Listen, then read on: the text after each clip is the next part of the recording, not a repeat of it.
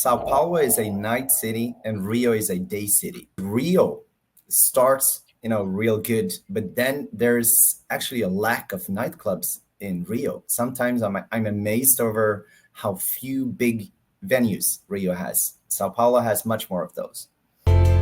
Hey, Jamie Woods, we here to travel and motivate. No curry, we just trying to keep our minds in a golden state. We answer to nobody but the Lord, we control our fate. Too many things to see just to sit in a hole and bake. We growing, ayy.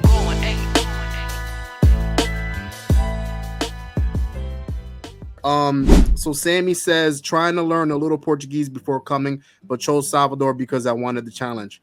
Oh, you'll definitely be challenged. Yeah, you picked the challenge there. Yeah, it's not the place where they speak the best English, but there's huge diversity there. So yeah, you will find people speaking English, and tourists tend to flock to the same places. So you will find other travelers as well. It's always good to bounce experiences and a little language training of other travelers. If I can give you one advice, Sammy, try to not be too awkward about visiting hostels during the first part of your trip. It's a good place to be connected with what's happening in the city and also to get some friends. So if I was you, I would see if there is any private room in any of the major hostels. Selina or 𝐬𝐻𝐫𝐿𝐻, I think, are two of the main ones. And just hang around there a little to get the sense of how things are working. How are you, Jamie? I'm good. Thank you for asking. I'm at the gym right now. How you doing right now? How's everything going? Nice. Está bien? Estou. No need to speak Portuguese. It's a little different. Você? You speak English? Poquito. Little bit. Pouquito. It's okay. Eu te enseño. I'll teach you. Trabalha com o quê? Eu escuto palavras. Here in Brazil. Brasília. A capital do Brasil. Oh, wow. I thought Rio was the capital. Você só conhece Rio, São Paulo. I thought, wow, I just learned something new today. Look at that. Aprendi algo hoy. Wow. Pera, deixa eu abaixar. Muito bom. 1, 2, 3. See? You're learning English. You see? I'm teaching you a little bit. Un poco. So, Swedish Gringo, because I keep hearing things from people saying that Salvador Bahia is one of the most dangerous cities in all of South America. Is that true or is that a myth? I need to be clear with the fact that I am not considering myself being typically an expert on Salvador, but people always talk this way, especially Brazilians talk this way about another region. So if you're in Sao Paulo, the Paulistas will tell you how dangerous it is going to Rio, while the Cariocas in Rio are scared in their turn going to Sao Paulo, right? When it comes to the Northeast, which Salvador is actually part of, even though it's more south than most other parts in the Northeast, there is, the statistics, the crime statistics are often used, to prove how dangerous it is in one or other location. Salvador has some problems statistically, and other parts of the Northeast as well. A lot of that is directly related to, the drug route, the trafficking, and things happening, in those kinds of situations. If you're staying away from those things, you will not be considered by, very big chunk of those crime statistics. The other one is domestic violence, and those usually happen in poorer areas, a lot of favelas, and where things are often also solved, inside the community. So just to bring up Fortaleza as an example, the domestic crime and the drug trafficking, it's basically, almost all the heavy crime up there. So for a tourist sticking to, tourist things, not doing illegal stuff and not being particularly stupid, I would not really read the crime statistics. They don't tell you anything about what your life as a visitor, foreign visitor, will be. Those statistics are usually telling you something about other aspects of the city. So short answer is yes, Salvador is not the safest place to be. You have to think a little bit more about safety and etc. But I would put it in the same category as Rio and Sao Paulo. So absolutely no reason not going there. But yeah, mind your stuff, especially when walking home at night in the old town, on the small alleys there. Try to walk with a friend always. That's interesting that you say that, Swedish Gringo, because I actually realized that myself when I was speaking to Brazilians. So if I spoke to a Carioca, they would tell me, oh, Sao Paulo, no, don't go there, it's dangerous. If I speak to a Paulista, oh, no, Rio de Janeiro, no, it's bad, no. So I 100% agree with you. I feel like that's what I feel like depending where you are, they're going to say different answers about what's the most dangerous place to go to. But that leads me to my next question. So what is this whole rivalry with Sao Paulo and Rio de Janeiro? What is going on here, Swedish Gringo? There's definitely rivalry. But if I might just add one thing to your previous question, it was when I was interviewed by a guy at My Latin Life, a great channel as well. He said something that really stuck with me, and it's just count the hours you're outside in your own country. If you're from America or from Europe, count the hours of a day you're outside and compare it with people in South America. You get one more explanation to why perhaps crime stats are higher, because people spend their days outdoors. They're exposed, in that kind of way. If you're just walking from your work or from your car to your house, who's gonna be able to rob you, right? So these stats are also because people are actually out there moving all the time. Just wanted to put that in the whole thing. The rivalry, it's crazy. It's usually, a friendly rivalry, but people are proud. It's connected to being proud of where you're from. And I think that's a consequence. When you're very proud of something, you also have something to, be a little rival about. And that's how it works here. And specifically big cities close to each other tend to have this rivalry. They tend to talk smack about each other. So one more thing, if you actually want real advice, you need to know that Brazilians tend to not separate emotion and facts all the time. Sometimes, of course. So mind where you're getting the advice from. Because also out of trying to be nice, you will always get an answer from Brazilians, but it might not always be that high quality answer you're looking for. But the rivalry, it's usually just a fun thing. Yeah, it's done out of friendship, brotherhood. Swedish Gringo, within 10 minutes of me being in Rio, this one taxi driver had asked me, where are you going to be going in Brazil? I said, Sao Paulo.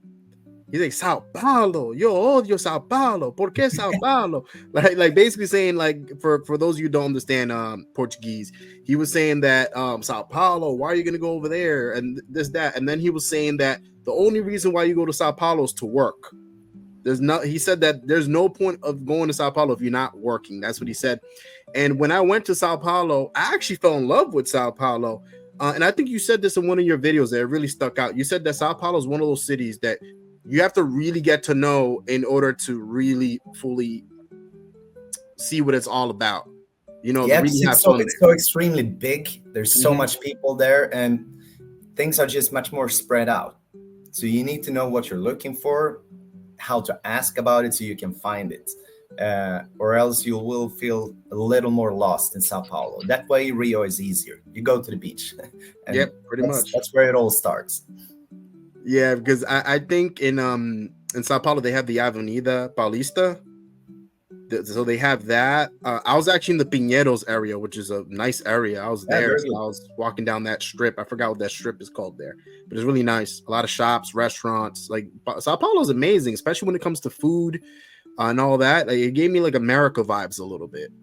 Yeah, there's a saying, and it's not totally true, but there's some truth to it. Sao Paulo is a night city and Rio is a day city, because people are working throughout the day, and because there aren't that many community areas. It does have more fun going on evening and nights, whereas Rio starts real good, but then there's actually a lack of nightclubs in Rio. Sometimes I'm amazed over how few big venues Rio has. Sao Paulo has much more of those.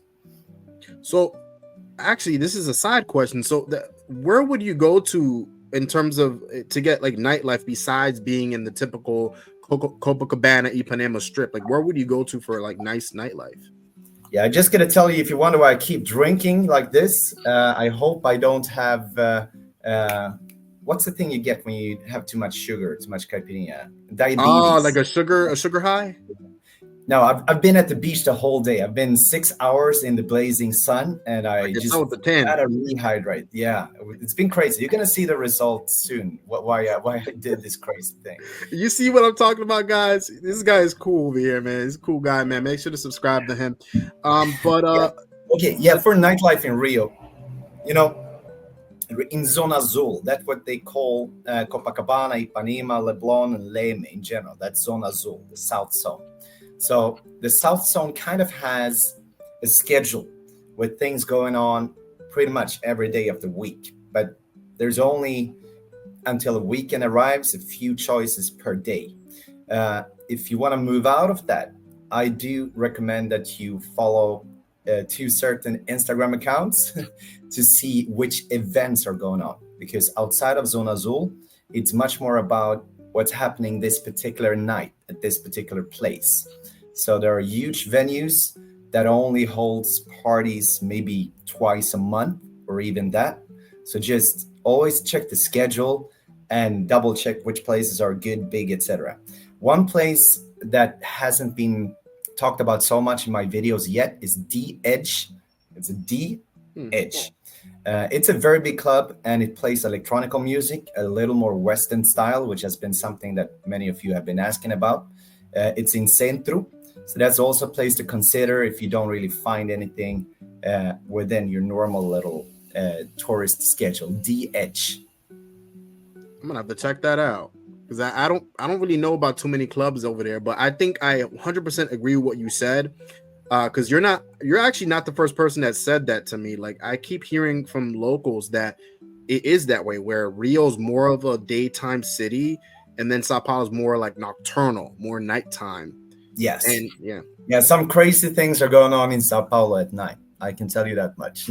But that's the thing. That's the big misconception about Sao Paulo, because a lot of people think it's a boring city, but it's not. Like, if you know where to go, like, it's far from a boring city. There's so much beautiful stuff, amazing stuff to do in Sao Paulo. Yeah, I would even say, in a sense, Paulistas are more free-spirited than Cariocas.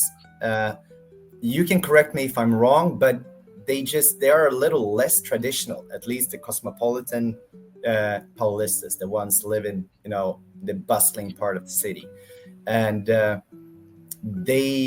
kind of places that actually are available in Sao Paulo, things you can do. They are not represented in Rio like that. They have everything. Yes, they have, sex places, obviously, but they have, always fun shows going on. They have a much broader music scene. You can just particularly find your own particular flavor of nightclubs in a way you can't really do in Rio, which is more traditionally bound to what the Brazilians listen to, which is either samba, pagode, sertanejo, or the most dominant funky. I love funky. Shake your ass music. It's crazy.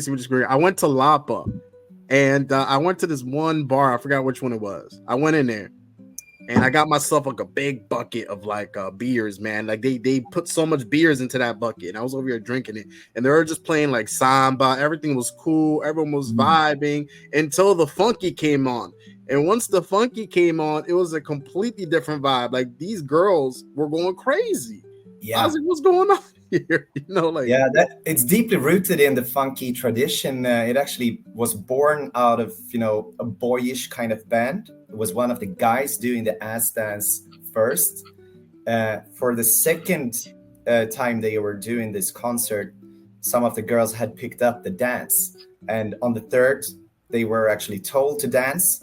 And that's kind of, where the baile dance was born. So when it's funky music, it's literally telling the girls to shake their asses. They're just responding to the rules of the music. It's not baile funk. It's not funky if they're not doing that. They're just playing the role. Well, that makes sense, because like it was just like a light switch. It was like on and off. Like, these girls were like, And then when the music came on, it was like a whole completely beast. Like these girls were like twerking, doing all sorts of stuff. I'm like, oh my goodness, like that's insane.